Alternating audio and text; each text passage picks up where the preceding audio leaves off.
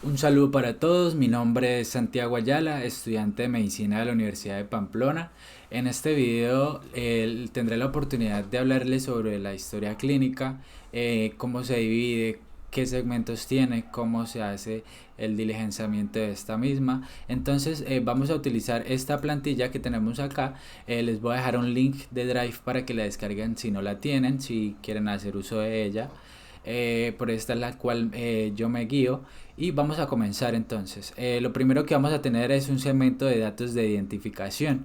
Entonces aquí vamos a consignar todos aquellos datos que son propios del paciente. Por ejemplo, comencemos acá con la fecha de realización. Aquí es cuando estamos, la fecha y la hora por la cual estamos realizando la historia clínica. Muy diferente a la fecha de ingreso, que es cuando hizo el ingreso el paciente al servicio de urgencias. Datos como fecha de nacimiento, nombres y apellidos, documento de identidad, si es cédula de ciudadanía, tarjeta de identidad, cédula extranjera, el piso de donde está el paciente, el sexo, si es femenino, masculino, trans, la edad, estado civil, número de hijos, procedencia, residencia anterior, lugar de origen, religión, escolaridad, ocupación, grupo sanguíneo con el RH, aseguradora y acompañante. ¿Qué es lo que yo recalco de este segmento de datos de identificación? Bueno, muy importante, la edad.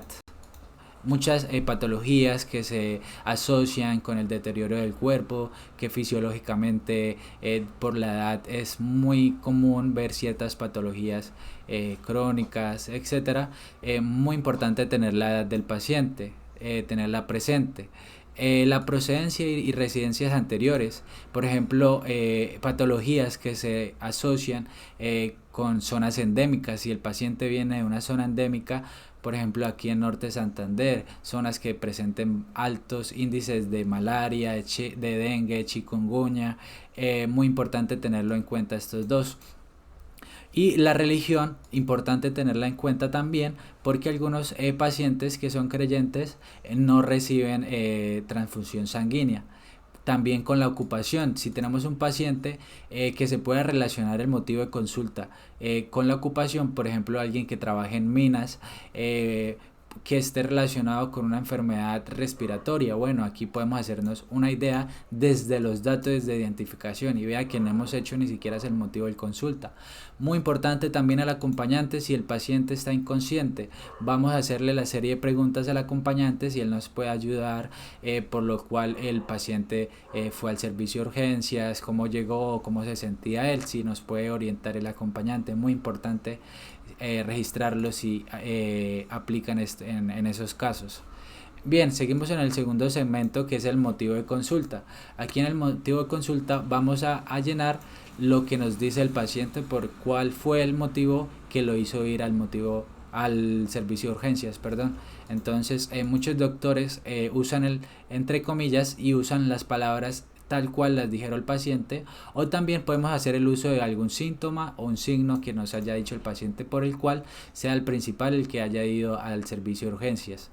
Aquí en la enfermedad actual me voy a detener y les voy a mostrar esta imagen por la cual se usa este acrónimo, que es el ALICIA, el cual nos ayuda a guiarnos cronológicamente por medio de estas palabras clave que se las tiene que aprender para semiología, que por ejemplo la edad de la ALICIA, la antigüedad, cuándo inició el de dolor, cuándo fue la aparición de ese síntoma, de ese signo que le está haciendo ir al servicio de urgencias, cuándo le empezó, dónde se localiza, en qué lugar del cuerpo, en el abdomen, en algún miembro inferior, miembro superior, cabeza, ¿sí? Entonces vamos a seguir con el acrónimo, que es la irradiación. La irradiación, por ejemplo, que el paciente dice, no doctor, yo tengo un dolor aquí, pero como que se me va para la espalda. Entonces vamos a consignarlo en la enfermedad actual: irradiación a zona lumbar, irradiación a hipocondrio, etcétera.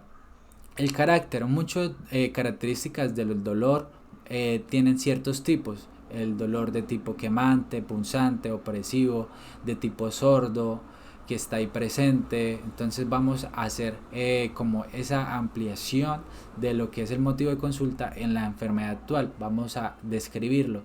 por medio de este acrónimo. Entonces la intensidad de la licia, entonces un dolor, no, ahí le preguntamos al paciente según la escala análoga del dolor de 0 a 10, usted cómo siente ese dolor, qué tan fuerte, qué tan intenso. Entonces ahí ya lo consignamos. No, si el paciente nos dijo 9 de 10 en la escala, entonces uno tal cual pone en la escala análoga del dolor, en la enfermedad actual pone el paciente refiere un 9 de 10 en la escala análoga del dolor. Igualmente con la atenuación, si el paciente refiere un dolor en el pecho y que se le atenúa o que aumenta en cierta posición, en decúbito dorsal, decúbito lateral, en ciertas, vamos a darnos cuenta que en ciertas patologías algunos dolores se atenúan o se incrementan en ciertas posiciones anatómicas. Entonces es muy importante que tengan este ALICIA, este acrónimo, para que hagan el uso,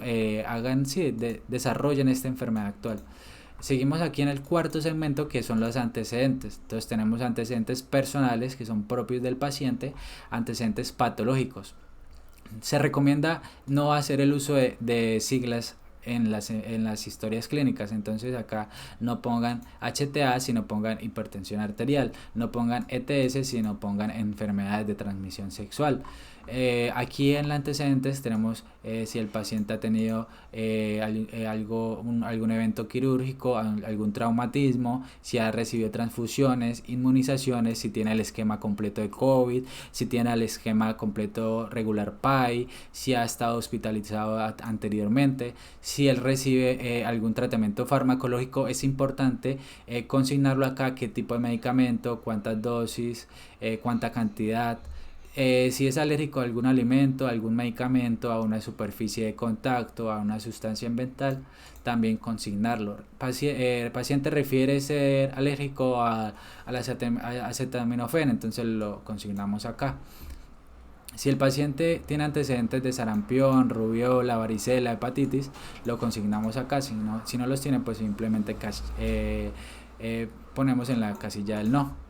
Aquí en los antecedentes gineco-obstétricos, las mujeres. En el caso de las mujeres ponemos fecha de menarquia, fecha de última menstruación, fecha de último parto si así aplica, parejas sexuales, fecha de última citología y si hace el uso de anticonceptivos.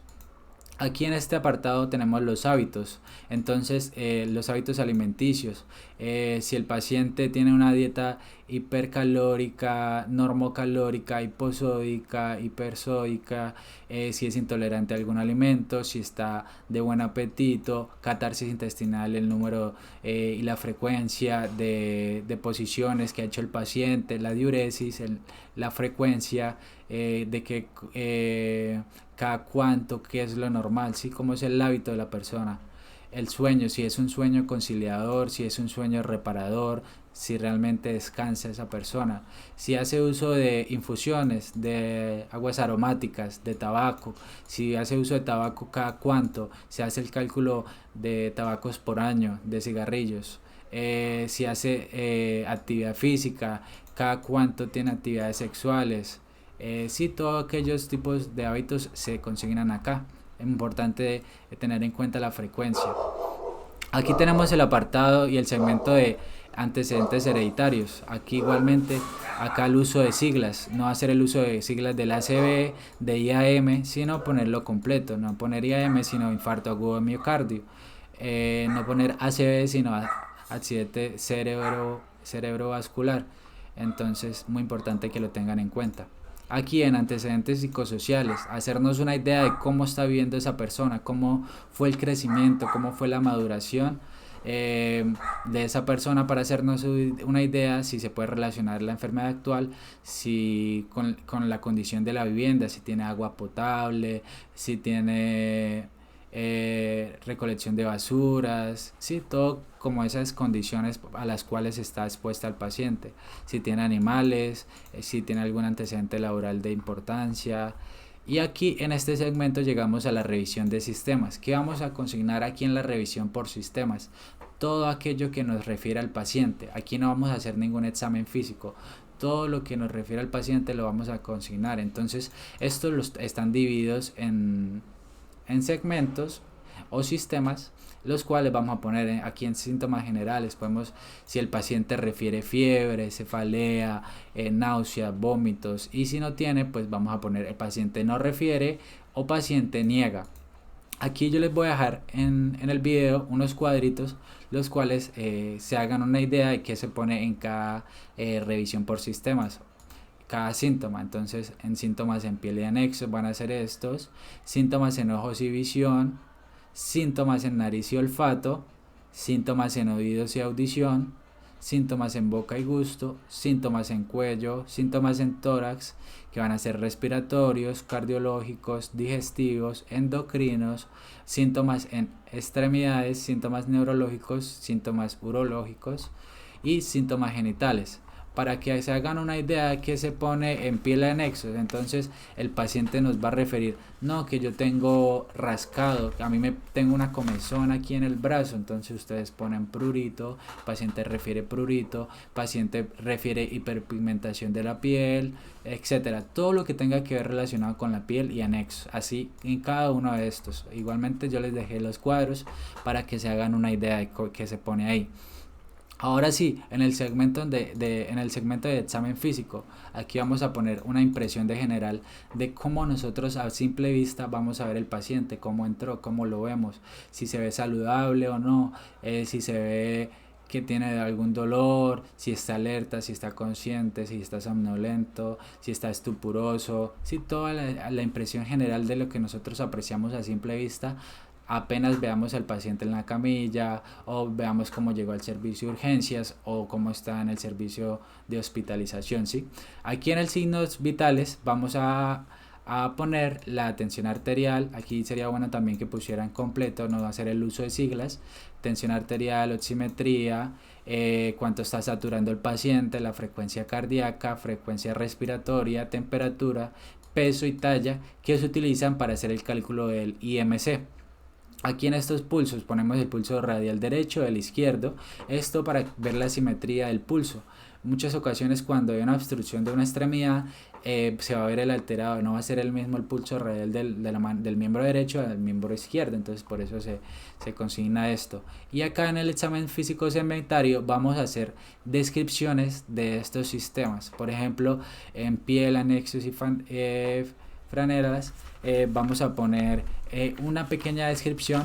Por ejemplo, en la piel, en la piel vamos a poner piel fototipo 4, en piel se ve buena coloración, concuerda con el resto del cuerpo. Aquí en cráneo, en cara y cuello, ya es lo que nosotros estamos viendo, el examen físico. Entonces cabeza y cuello, entonces ponemos una descripción. Vemos al paciente a la inspección sin tumefacciones, sin alopecia, buena implantación del cabello, sin la presencia de caspa. Hacemos toda aquella descripción de lo que nosotros podamos hacer en el examen físico. Igualmente todo esto lo consignamos aquí en estas características. Aquí en el cuello, sin adenopatías, sin bocio, no vemos alguna, no se observa ningún masa o cuerpo extraño, ¿sí? Todo esto lo vamos haciendo en la descripción. Los ojos están simétricos, no hay reacción pupilar, todo eso lo consignamos acá. Igualmente aquí se hace específicamente de tórax, abdomen, genitourinario y sistema músculo esquelético. Se hace la pequeña descripción. Aquí por ejemplo en tórax. Entonces en tórax, ¿qué vamos a poner? Si es un tórax longilíneo, si es un tórax sin abombamientos, si es un tórax normoexpansible. A la palpación si va a tener puntos dolorosos o no, si a la percusión hay zonas de resonancia normal, si a la auscultación no se aprecia estertores, soplos ni sobreagregados. Todo esto lo vamos a hacer aquí en el examen físico por tórax.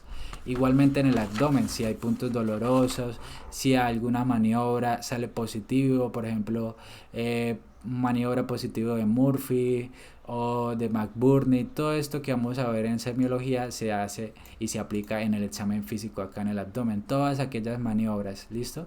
Entonces aquí en sistema musculoesquelético también vamos a hacer la descripción del tono muscular, si hay trofismo, las características de la marcha, evaluar la fuerza, todo esto que vamos a aprender en semiología, todas las maniobras, todas estas técnicas para evaluar los reflejos tendinosos, todos los reflejos. Importante el sistema neurológico, cómo es el estado de conciencia del paciente, si hay buena memoria. Por ejemplo, aquí empezamos a hacer cierta serie de preguntas por ejemplo, le decimos al paciente: ¿usted recuerda dónde vive? Si aquí en el hospital temblara, ¿usted qué haría? Acá estamos evaluando el juicio, el raciocinio, o podemos ponerlo a hacer un cálculo matemático: ¿cuánto es 7 por 7? Entonces el paciente nos responde. Ahí vamos a evaluar todo esto, el sistema neurológico, y si tiene alguna náusea o una apraxia. Y también importante, en semiología se ve la evaluación de los pares craneales. Entonces, con su respectivo docente, van a empezar a ver cómo se evalúa pares craneales, el olfatorio, el óptico, y así sucesivamente con cada par craneal que se va a consignar aquí en esta sección. Y aquí en este segmento tenemos el resumen de datos positivos. Entonces, si el paciente venía por apendicitis y tenía McBurney positivo, entonces acá ponemos paciente con maniobra McBurney positiva. Si tiene tal maniobra positiva, o si tiene tal síntoma o signo que sea positivo y sea propio de la enfermedad, nos ayude a hacer un diagnóstico diferencial, lo consignamos acá en el resumen de datos positivos. Todo aquello que nos ayude al diagnóstico y haya dado positivo, o que nos haya referido el paciente, algún signo que hayamos encontrado, lo consignamos acá. Y acá la impresión diagnóstica, que lo que nosotros pensamos, en dónde estamos haciendo el enfoque del diagnóstico. Pero esto en semiología como tal no es propio de semiología. Ya hay que tener cierto grado de estudios para empezar a hacer impresiones diagnósticas. Igualmente el análisis y el plan de manejo del paciente que se ven en medicina interna 2. Esto sería todo con la historia clínica. Muchas gracias si vieron el video completo. Mi nombre es Santiago Ayala. Cualquier duda, inquietud, si me he equivocado en algo, lo dejan con los comentarios. Podemos hacer la corrección. Y muchas gracias por su atención.